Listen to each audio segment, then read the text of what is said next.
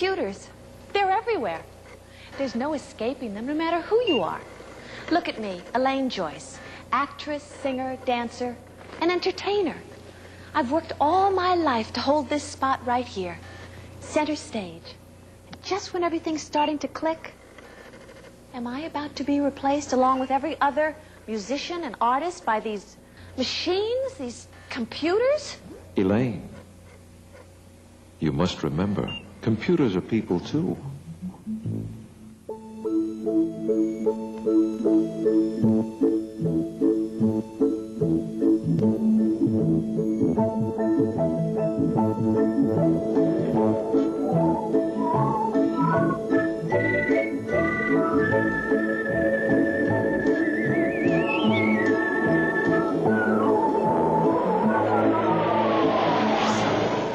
Computers Are People Too is brought to you in part by Atari, a family of home computers and video games that challenge you to discover how far you can go. We're an extension of a person's intelligence.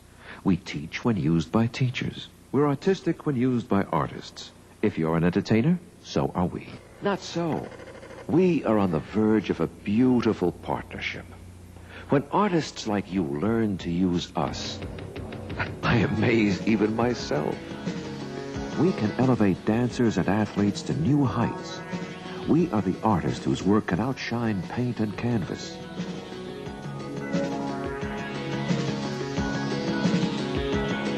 But you're not everything I need. You're rooted to your wall socket, big boy.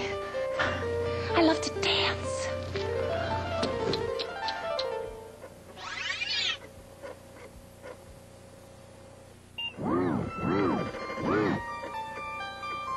The angle of your preparation is off by 90 degrees, Elaine. Start your pirouette here, and the effect will be more spectacular.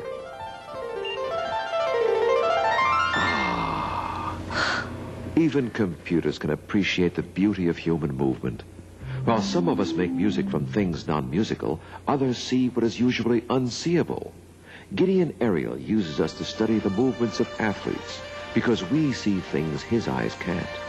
Based on his research, he has developed theories about human movement.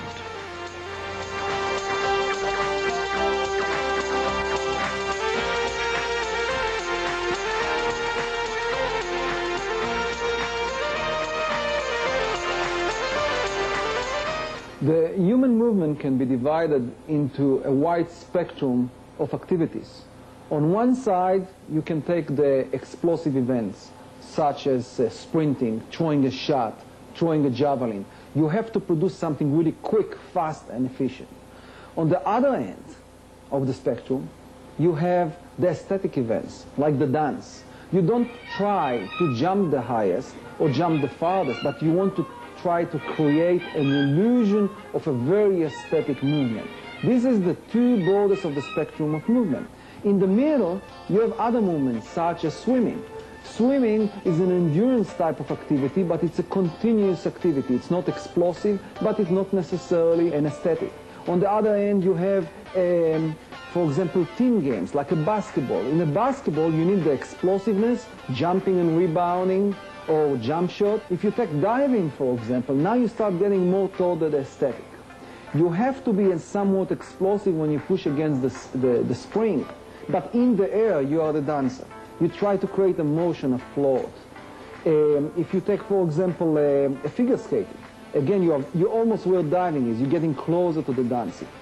The interesting thing that all these activities that I mentioned, whether it's a boxing or ice skating or whether it's dancing or figure skating, the principle of gravity is exactly the same.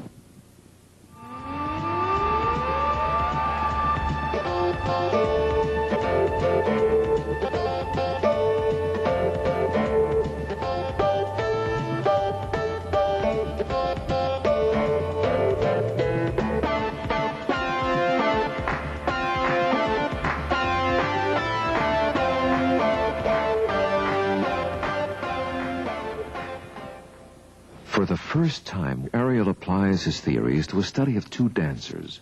Rebecca Bobile and Donald Byrd, instructors at the California Institute of the Arts, are given a computer critique. So it would be interesting to you to... This part, when it shifts there. So from here, we'll go forward now. Right. Here. Right, keep going. There. Christine Lawson, Dean of the CalArts School of Dance, observes. So why don't we digitize it? Okay, we'll go to his foot and ankle. And every time I touch it, information going right to the computer and stored there. So later on, I will be able to reconstruct the picture. I see. On the So when frame. we see it on the computer, we'll see frame by frame. That's correct. Yeah. Frame by frame, and then we can construct the whole movement. And later on, if you want to tell Donald what to do, he even doesn't have to be here. We'll talk to the computer and make him do whatever you want him to do. The group sits as an audience to see the output. Here we see both Rebecca and Donald going through the dancing wave motion. Each dancer's center of gravity is calculated and identified by a small dot. Now, if you could do that, then it'll be a super dance. You can see the center of gravity in front of her, and then Still in front. it's still in front, and then it's right in the middle of the body. The computer indicates a flaw in Rebecca's takeoff, and Ariel tells her how she might correct Right it. away, we see she's not stopping with the leg. She's keep going. If she would stop that abruptly now, it would lift her up. Yes. The foot, the ankle, and the knee. A study of the dancer's center of gravity reveals an illusion. It's a height of the jump is not when he's completely stretched. He's able to jump higher as he's beginning to come down, technically. Okay, let me see if that's really what happened. Obviously, after he left the ground, he did something with his body segments that we would like to find out. What is it that create this kind of illusion? Okay, he's going to a peak height. Right. Start extending his arms. Right. The legs start going up. Now I'll put it on a multiple frame, and we'll continue to do it. Oh, I see. Oh, wow. He starts going down by Right. the illusion. He starts going up, and he directs your focus up while he's going down. Probably that's the illusion that you're staying up in the air. They end with an electronic ballet. If I want it a little bit slower, so we'll see it in slow motion. Oh, yeah. Yeah. And then you can put 5 dancers, Yeah. 6 dancers, and see the relationship of the group to each other.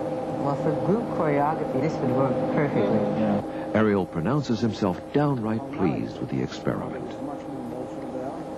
Maybe I should change my profession. No, I should change mine. Has art been reduced to diagrams and numbers? All those years of sweating and